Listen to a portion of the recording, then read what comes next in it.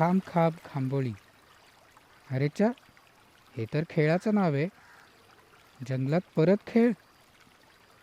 हो, पक्षी खेळतात ना हा खेळ, अगदी आपल्यासारखाच.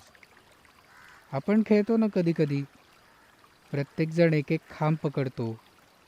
ज्याच्यावर राज्य असतं तो भिडू मध्ये उभा राहून आपण खांब सोडून जागा मोकळी करायची वाट पाहत असतो. दोन मित्रांमध्ये छान ताळमेळ असला की खूप वेळ एकावरच राज्य. आणि जेव्हा ताळमेळ चुकतो किंवा राज्य घेतलेला भिडू चपळाई करतो, तेव्हा आपला किंवा दुसऱ्या कुणाचा तो खांब पटकावतो.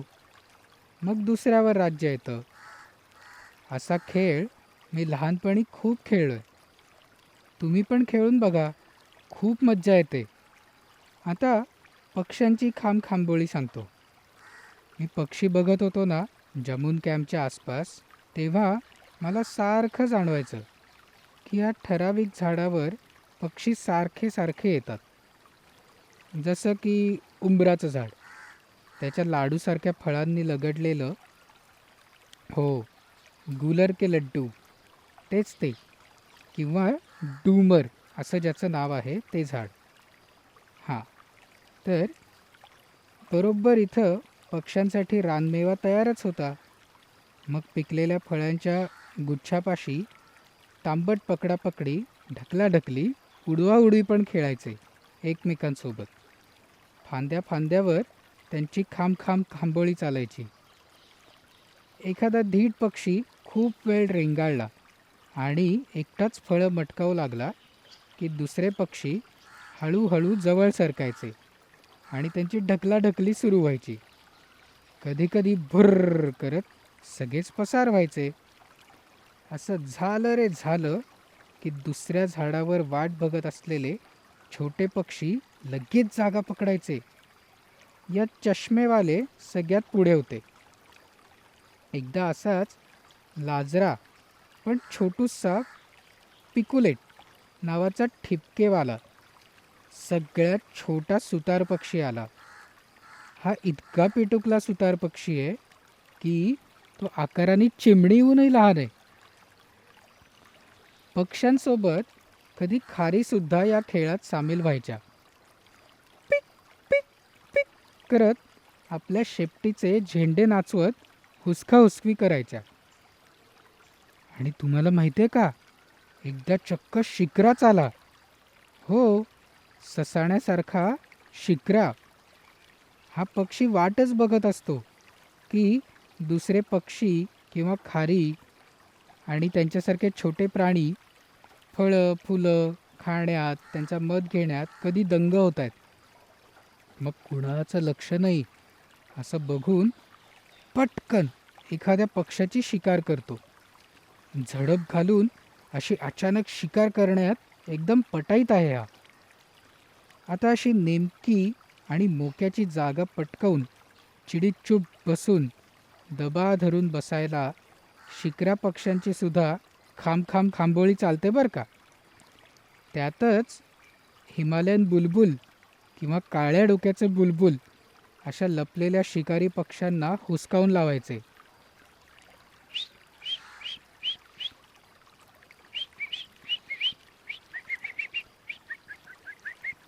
असा हायदोस मांडत शिकारी पक्ष्यांच्या आजूबाजूला जाऊन त्यांना कधीकधी टोचेही मारायचे. मग काय, वैतागून मोठा पक्षी आपली जागा सोडून जायचा. कावळे सुद्धा खांबोळीत खूप पटाईत होते बरं का. त्यांना बरोबर माहिती होतं आमच्या स्वयंपाकघराच्या आसपास उरलेलं अन्न किंवा भाज्यांचे सोललेल्या फळांचे आणि भाज्यांचे तुकडे हे कुठे एका खड्ड्यात आम्ही टाकतोय.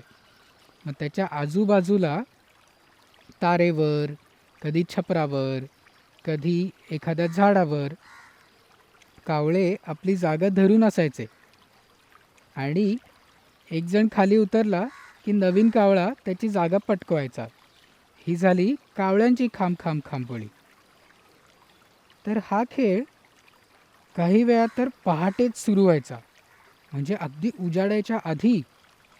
श्यामा, कोतवाल, दयाळ हे सगळे गाणारे पक्षी त्यांच्या ठरलेल्या जागांवरती असायचे आणि जंगलात आपलं गाणं लांबवर ऐकू जावं म्हणून हे पक्षी छान उंच झाड शोधायचे.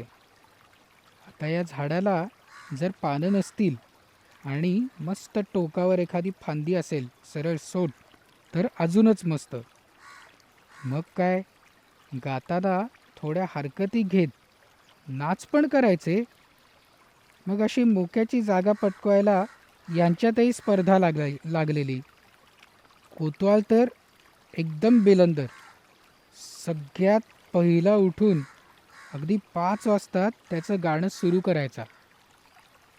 हा बिलंदर याच्यासाठी आहे की कोतवाल पक्षी इतर पक्ष्यांची नक्कल करतो, त्यांचे आवाज एकदम हुबेहूब काढतो आणि स्वतःचं गाणं तयार करतो.